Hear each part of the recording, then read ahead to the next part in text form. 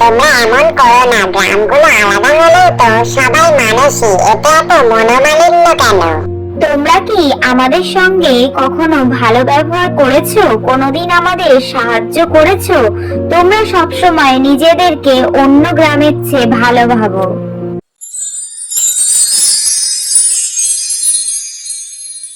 এভাবে চলতে পারে না মিনা, আমাদের গ্রামগুলো একসাথে থাকতে পারলে কত ভালো হতো। তাই তো, আমরা কি পারি কোনো সমাধান করতে? আমরা কিছু একটা করতে পারি যাতে সবাই মিলে ভালোভাবে একসাথে থাকতে পারে। ঠিক বলেছিস, আমাদের ছোটদেরই হয়তো এই দায়িত্ব নিতে হবে। ওই গ্রামের হরেন কাকুকে বলে এই কাজটা করতে হবে।